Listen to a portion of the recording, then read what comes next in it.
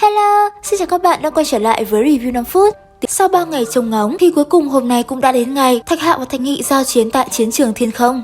Từ rất sớm, hư thần giới vốn tĩnh mịch, giờ đây đã đông nghịt người, sinh linh các loại đều có, hơn trăm ngàn chủng tộc đều xuất hiện. Đây chính là một việc trọng đại hiếm thấy trong nhiều năm qua. Thạch Hoàng, Hỏa Linh Nhi, Nguyệt Thiên Tiên Tử, Tích Hoa bà, đến cả hai lão nhân tinh bích với Điểu Gia cũng đã có mặt để hóng biến.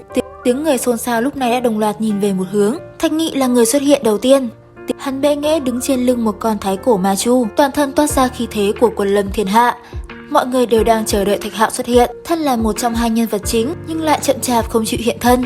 Thời gian trôi đi, tất cả đều dao động. Từng tiếng bàn luận truyền tới, lẽ nào hắn sợ hãi không dám xuất hiện. Đúng lúc này, một thông đạo óng ánh nổ tung, hào quang thần thánh và an lành truyền ra. Sau đó, hào quang hơi thu lại, một thiếu niên có cặp mắt trong trẻo đang bước trên thông đạo rực rỡ từ từ đi ra ngoài. Quấn quanh cơ thể hắn là quang mang xanh ngọc của cành liễu. Hiển nhiên hắn đã nhờ Liễu Thần đưa bản thân đến đây. Người cần tới cũng đã tới, không một lời thừa thãi, hai đại thiếu niên kiêu trực tiếp lao thẳng vào nhau, phát động công kích về phía đối phương. Cuộc quyết đấu này chẳng giống như bình thường mà cứ như là hai ngọn núi từ thái cổ va chạm vào nhau, khiến cho thiên địa nổ vang, gợn sóng xung kích, chấn động tâm hồn. Giữa trường, hai bóng người như là hai chùm sáng, như là hai ngôi sao chổi xông về một phía, bùng phát ra hào quang chói mắt, tiếng vang như là lôi đình. Sau một hồi giao tranh bất phân thắng bại, không hổ danh thiếu niên chí tôn. Lúc này, con mắt của Thạch Nghị lạnh nhạt, hai chân đạp mạnh xuống mặt đất, đất rung núi chuyển, toàn bộ chiến trường đều rung lên.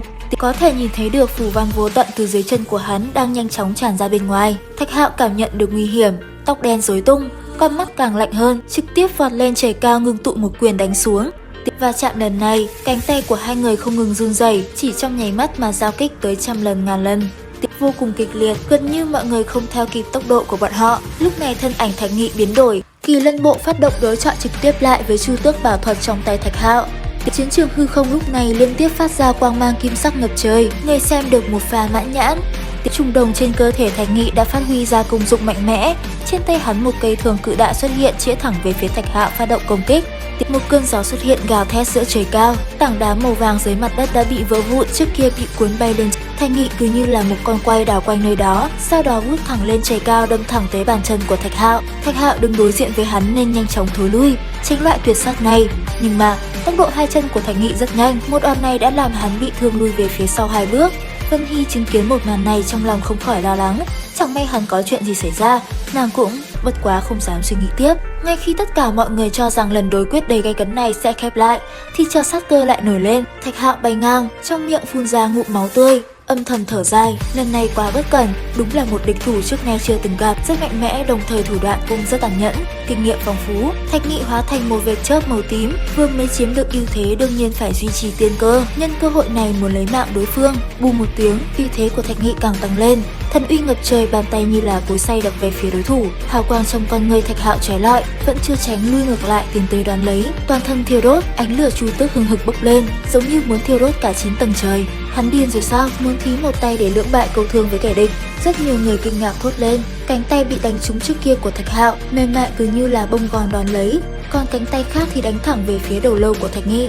Thạch Nghị cũng sợ hãi, cảm giác cực kỳ nguy hiểm hiện ra, chắc chắn có điều gì đó không đúng. Tiếng vang nơi khớp xương điếc tai, cánh tay mềm nhũn kia của Thạch Hạo đột nhiên kéo thẳng ra, lập tức khôi phục lại sinh cơ đầy mạnh mẽ như trước kia, nện thẳng về vị trí cổ của địch thủ. Sau một khắc, Thạch Hạo bùng phát hóa thành một con chu tước hình người, nơi đó đánh thật mạnh, chiến lấy tiên cơ phát động cơn giận lôi đình, nó một quyền đánh thẳng về mi tâm của Thạch Nghị, kết quả là bị hai cánh tay giao nhau của Thạch Nghị ngăn cản. Tiếp theo nó xoay người, không ngừng dùng chân đá tới. Cuối cùng, Thạch Nghị bay ngược sang ngang, nơi ngực dính phải một cước, miệng ho đầy máu. Rõ ràng nơi đó bị lõm xuống, xương cốt đã gãy nát. Lúc này cơ hồ trong đầu hắn một chút ký ức hồi nhỏ xuất hiện. Mẹ hắn bị xích hai tay trong phòng giam lạnh lẽo, bản thân lực bất tòng tâm. Ngay sau đó ý chí trong lòng quật khởi, mọi người phát hiện một sự thật kinh người. Bả vai vốn đã bị thương nặng của Thạch Nghị bắt đầu tỏa ra hào quang hừng hực. Phù văn dày đặc hấp thu tinh khí sinh mệnh này. Cũng trong lúc đó, nơi ngực của hắn vang lên những tiếng cót két, xương cốt bắt đầu tái tạo. Đúng là quá bá đạo mà, thật không hổ danh trùng đồng. Sau đó phù văn trên cơ thể sáng lên tiếp tục nghênh chiến với Thạch Hạo. Đến đây thì hết tập 52 Thế giới hoàn mỹ. Xin chào và hẹn gặp lại các bạn ở những video tiếp theo.